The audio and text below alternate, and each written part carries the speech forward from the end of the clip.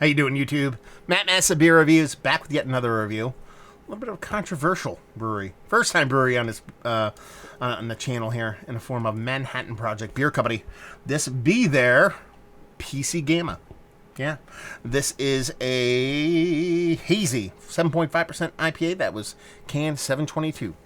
This comes courtesy of my boy Nick from Texas. Yeah, Manhattan Beer Project.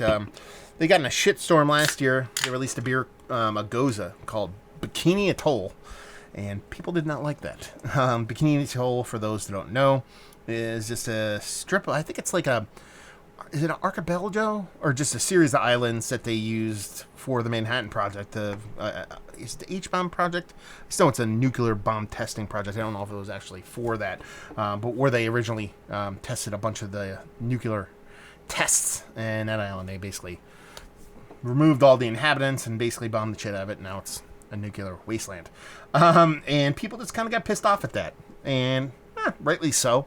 But they didn't close. Let's put it that way. So we're diving into this one. Label-wise, it's cool. It's geometric pattern, white can. Pfft, what do you want? I mean, I dig that shit. Sue me. Looks like a hazy. Yeah, a little bit of an orange core. Subtle cataracty edges. Not much of a head on it, but she looks the part. When it has a head, when it has this color, when it has a head that dissipates this quickly, I immediately jump to high carbonic acid. That's just me, but we'll see how this one goes. Let's get a nose. Yeah, I think we're dealing with that. I mean, there's citrus in there, but everything's leaning in this kind of this slightly caustic, seltzery water kind of bitterness, which is usually not my favorite thing in the world, and it's really hard for me to get past because it really is orange-leaning citrus. And I believe there's more to it, but I just can't get it because of the way that kind of carbonic acid comes off in the nose. And if it's that aggressive on the nose, I think it's going to be equally aggressive in the taste. So, not necessarily saying it's going to be my favorite beer in the history of mankind, but we'll go into it with an open mind and an open heart, as we always try to do. Let's just dive in. A little bit of citrus, sweetness, and bittering.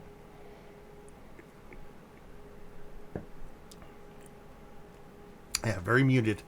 And that's your carbonic acid at work there. It's just too aggressive. It almost acts like a neutralizer. You know, if like you have a big head on a beer and you rub your finger in your face to get the oils on there, you put it and the head goes away. That's kind of how that carbonic acid kind of works for me when it comes to a lot of these IPAs. Almost like a nitro, like a Bizarro nitro version of a beer, because nitro is used to kind of tamp back bitterness and that harshness that you would get in a lot of stouts. That's why stouts tend to be, you know, easy drinkers when they're nitrogenized. And that's kind of how carbonic acid works for me. And beer is more specifically hopped up beers. And that I'm getting this multi-layered citrus thing.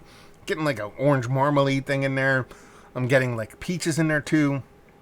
There's even like a mango thing there. So there's a gamut of fruits in there that want to come out. But it's so tempered and so kind of shackled by that carbonic acid. It just kind of leaves itself kind of wanting. And that's super bummer because I believe there's a really tasty beer in here. They just knocked that out of the beer. I think it would be markedly better.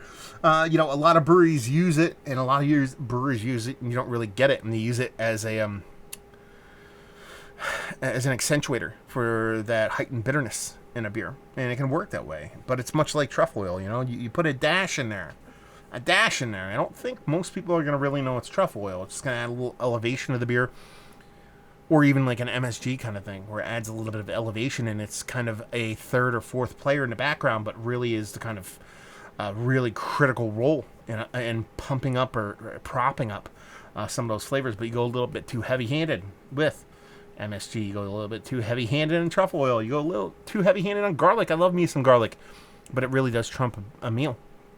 And it gets in the way of the other flavors kind of coming out, and that's kind of how it works on these beers. So it's kind of a bummer. I want to like it. I think it would be good if you take that carbonic acid there. Probably be pretty damn tasty, but all things considered, just not my favorite. Some people aren't bothered by it or can't really, I don't want to say can't detect it. I say just doesn't affect them at all. More power to you, but for me, it's just not in the cards. Let's put it that way.